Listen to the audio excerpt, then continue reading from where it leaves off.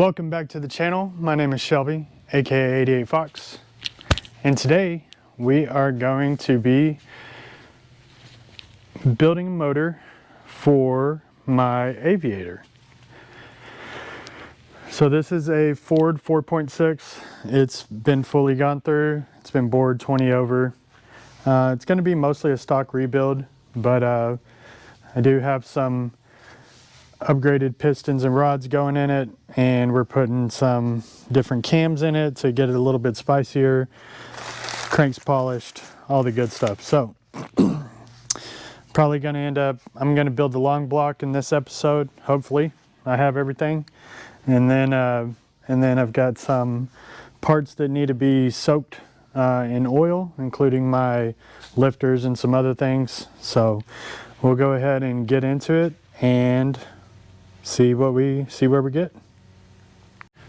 So we're going to start out, we flip the block over because the first thing we want to do is install the crank. And so I already put the bearings in here. These are your main bearings. Pretty easy to put in. There's these little notches right here on each one of them, and that'll tell you, which one they go into. This one's already been measured for like run out and all that kind of stuff, so I know that I can just assemble it and go. And the same thing with this side too, except for the one difference is on your back side where your rear main seal and all that is going to be. It has a little bit of a different bearing. It's got a thrust washer built into it for the main cap, and then you have this separate crush washer or thrust washer that's going to go back here, and we'll put that in right now actually, because we're about to be ready to put the crank in. So when you put these bearings in, you put them in dry. So what I mean by that is between the bearing and the block, you want it to be dry. And then before you actually put the crank in, you'll put assembly lube or oil. I use assembly lube. I got Lucas assembly lube. I went ahead and got a brand new bottle for it too. And you'll put a squirt of your Lucas or of your assembly lube on each bearing, and then you'll set your, of course, put your thrust bearing in there, then set your crank in there. Then you'll put your main caps on. These main caps, they've got a directional arrow. So if you look, there's the directional arrow for this one, and it also says 1 on it. So this one's going to go right here. I'm not using studs for this. I'm just using regular crank or main bearing bolts, since this isn't going to be a high horsepower application. It's just going to be basically a stock rebuild. So I'll set the crank in, or I'll lube this up, set the crank in, and then I will put the main bearings on it, lube those up as well before I put them in, and then we will start torquing them down.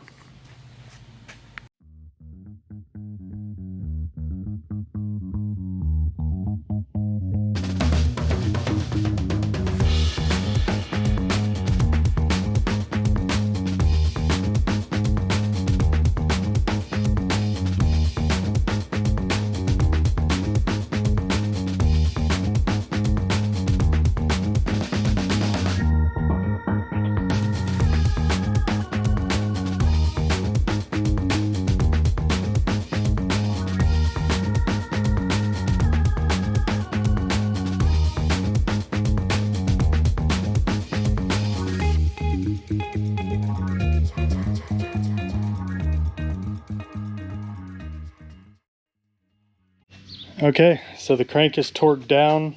I got the main cap bolts in and the side bolts, and you can still turn it by hand, which is good.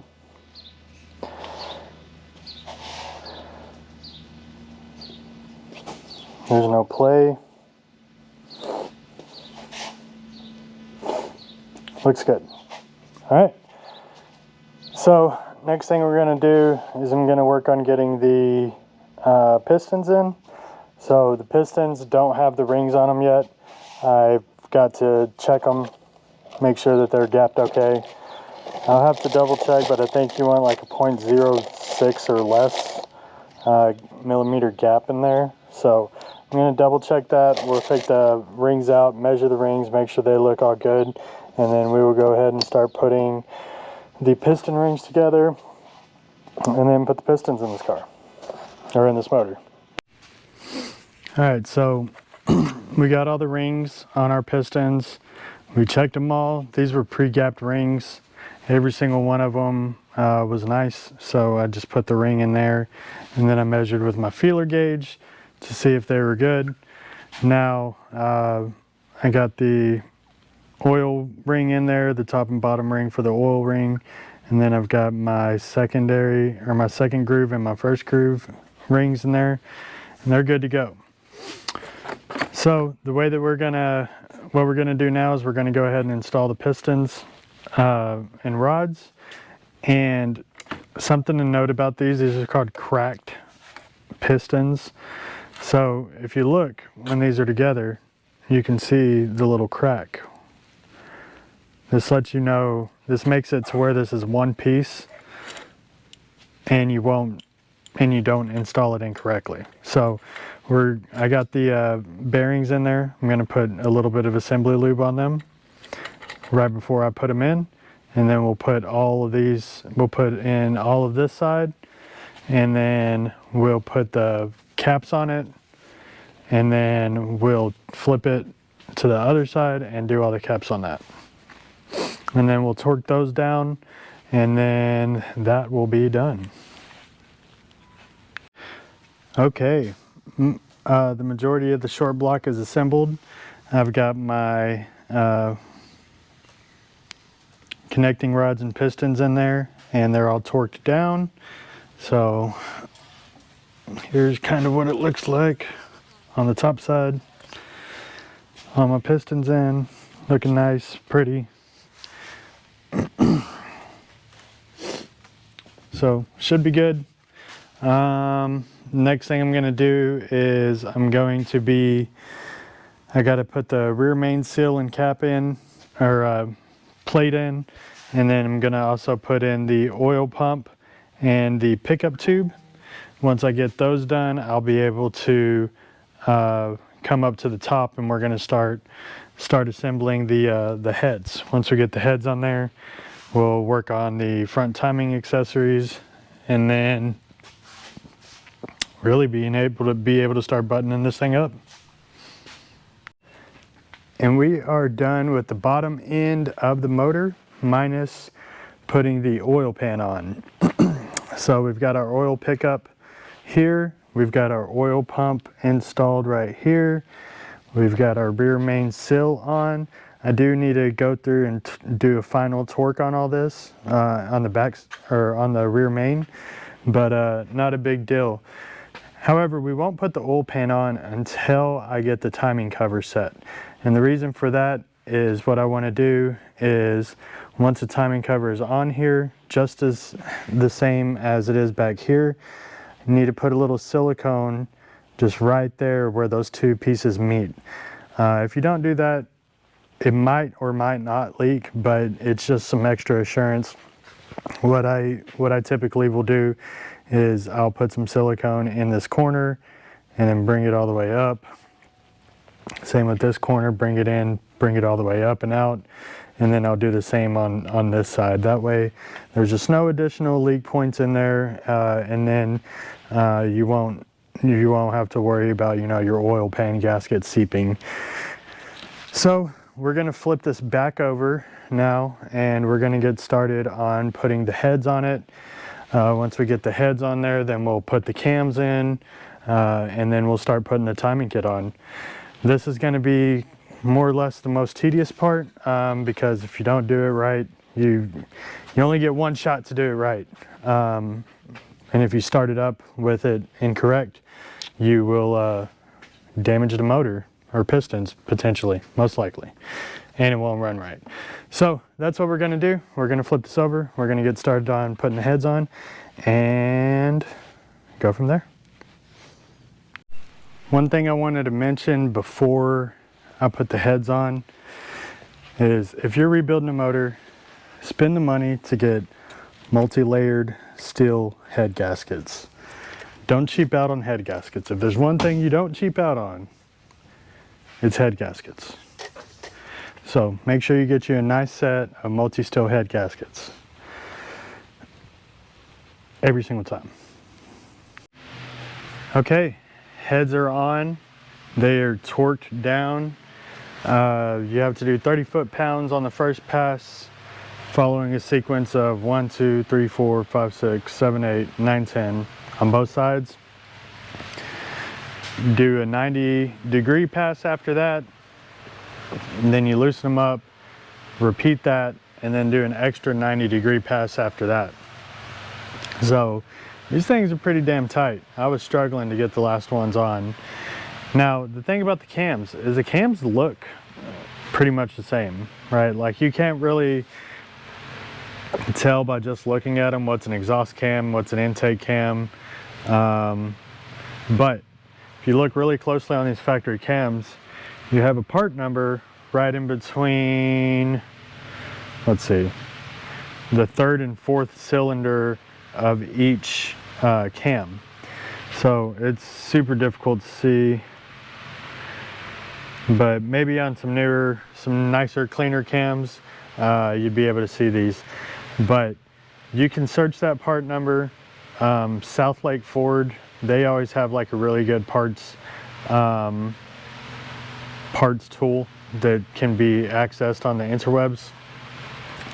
And just put in that part number and it'll tell you what side it is. So this is the, I forget the numbers, but the last 3 digits before AB are 270. So that is right hand intake cam. 272, which is the right hand exhaust cam. 271, which is the left hand intake. And then 273, which is the right hand or the left hand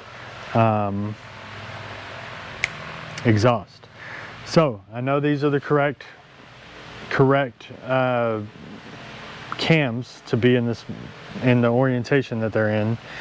I think they'll still run. I don't really know, but you'd start getting like alignment problems when you're trying to time this thing, because your actual, so for example, let me put these dimples up. So these dimples are up now. See how this keyway is different from this keyway? You're not going to be able to time this thing appropriately following the guidelines with your cams, you know, the keyway in the wrong spot. So what we're going to do now is I'm going to put the covers back on this thing since I've identified that they're in the correct location. And then what I'm going to do after that is I'm going to get started on, uh-oh, that's not even the right one. Maybe it is. There we go. I'm going to tighten these down, but I'm not going to torque them down yet. And then I'm going to start installing my timing kit. I've got the majority of it already sitting out here, so I've just been kind of looking through it. Here's your secondary chains, your primary chains, your guide rails. You got your tensioners, you've got your crank position sensor, you've got your camshaft sensors, or camshaft sprockets. So here's your 2 intake sprockets, or your 2 exhaust sprockets actually. Yeah, so everything's there. I've got all of my bolts in here. And then what else do I got? This. So this is my reluctor wheel, or whatever you want to call it. This is the crankshaft position sensor trigger wheel. So this is the very last thing that goes on after I get everything buttoned up here and timed.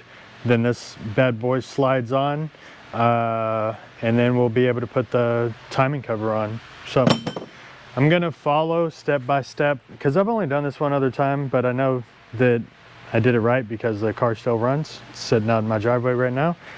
I'm gonna follow step by step the Ford Racing replacement kit thing because it's going to be the exact same as this. This is a close kit, whatever kit you want to call it.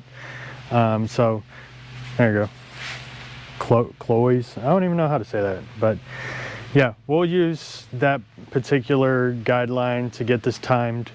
It's just going to be stock timing, and we're just going to have it nice and pretty. So that's what we're going to do, and we will return back. Well, I think I'm going to do a time lapse of actually doing the actual project here, and then we will see how it turns over. Well, how it turns. So there we are. Okay.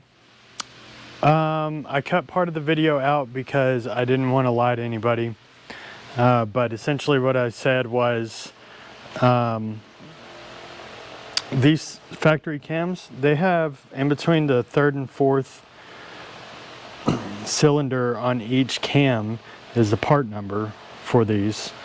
You can't really tell by just looking at it which one's which, so you have to check that part number just to make sure you're getting the right intake and exhaust cam on the left and right side.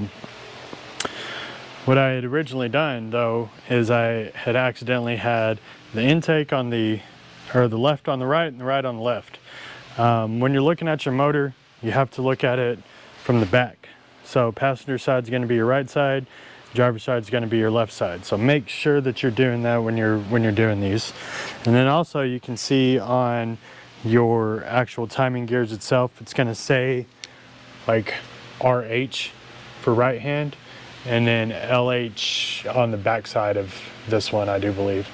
So, and then R for the right, L for the left. And then I also had the machine shop had put a R and an L on the heads too.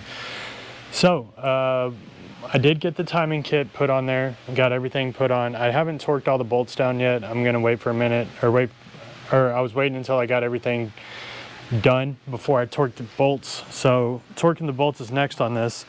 But as you can see, I don't have any lash adjusters or my rocker arms on there because they are sitting over here.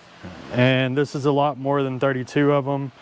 It's more like 50 and 50. And I got a few more that I'm gonna put in here, but I need to let these soak and clean up and get all of the gunk off of them.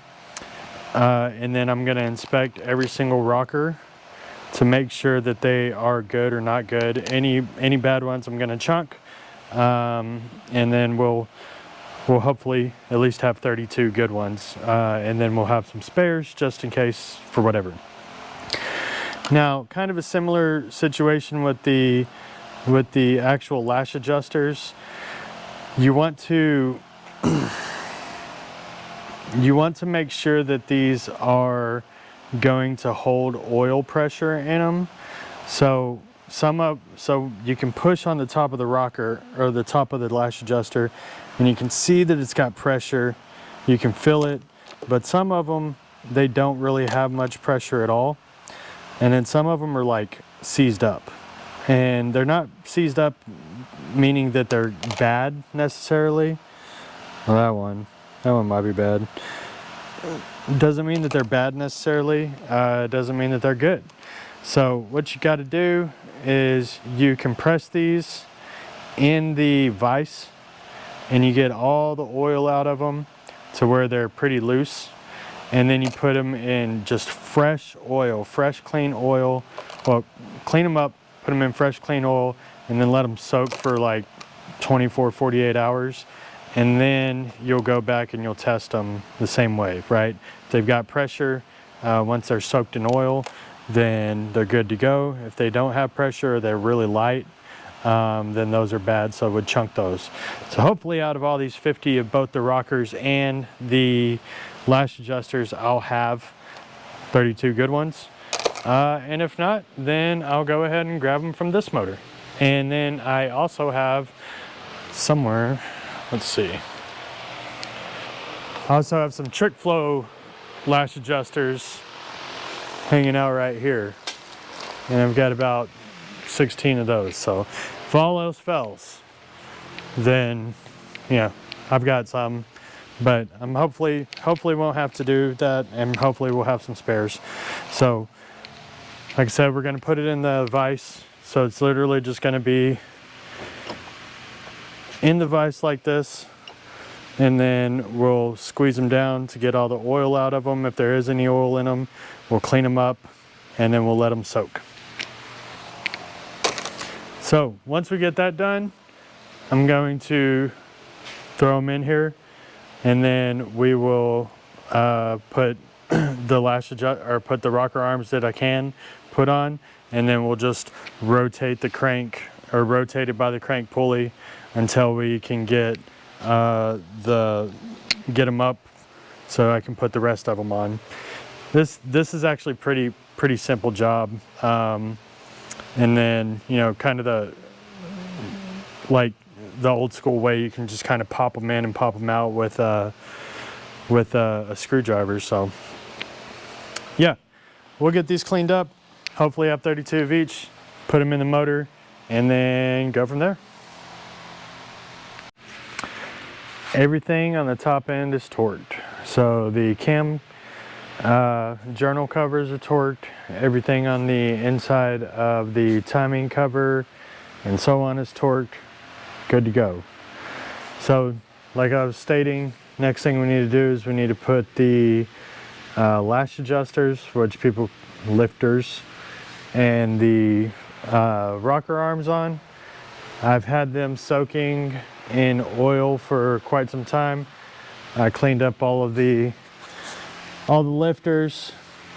So I'm going to go through and I'm going to get 32 of them that are good, and we're going to just pop them in there.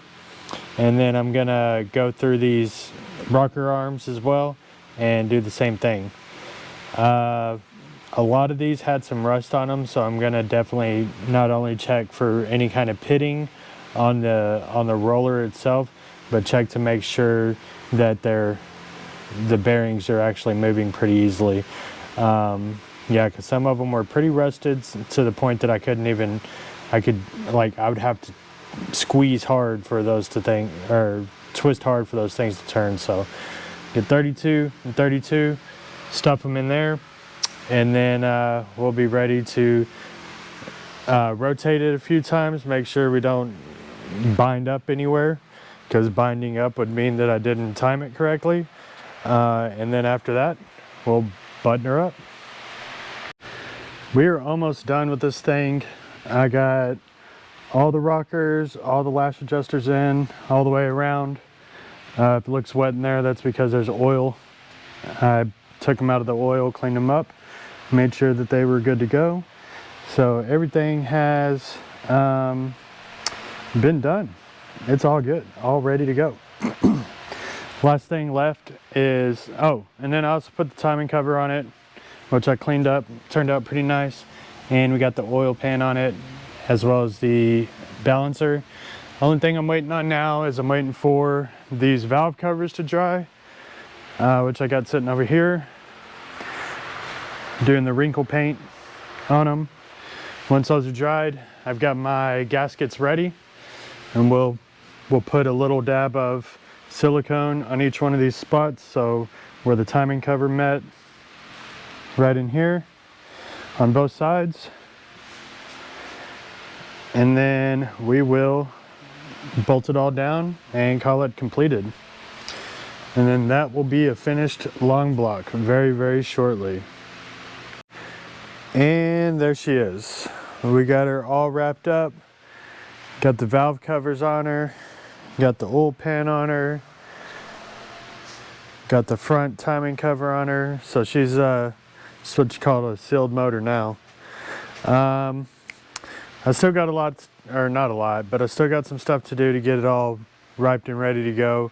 I got to get the oil pump, or the water pump on it. Got to put all the front pulleys on it and all those accessories. AC compressor, so on and so forth. One thing I'm going to do, this is your upper intake, your upper radiator hose. That's your coolant crossover, which also goes and feeds back here somewhere. And then this is your, it goes to your oil filter adapter, which I think probably your thermostat's in one of these two right here. Let me see. Yep, there's your thermostat right there. And then this is your lower radiator hose. I'm gonna change that out. I'm gonna get rid of, I'm gonna put just a regular GT, well, Cobra oil filter adapter on there, which only has a lower radiator hose.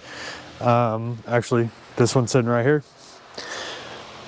We'll be putting that on, and then I have a coolant crossover delete kit from On3 Performance, the same one that I have on here actually. So this exact kit right here, and then a similar lower setup like this one.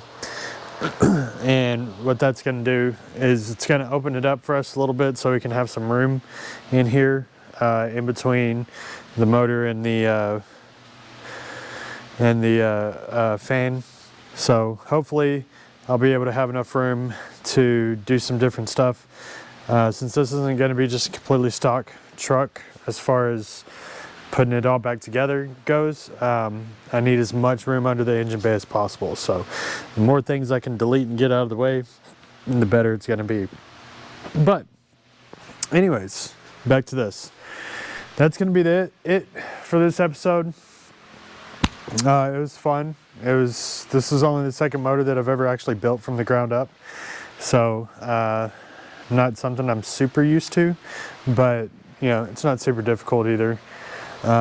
If you got all the right tools and everything's done correctly. So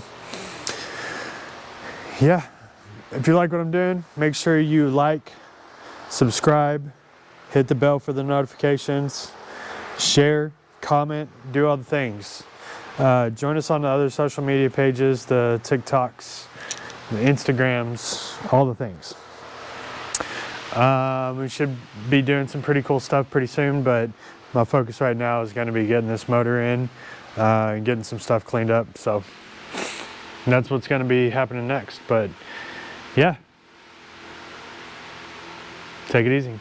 Peace.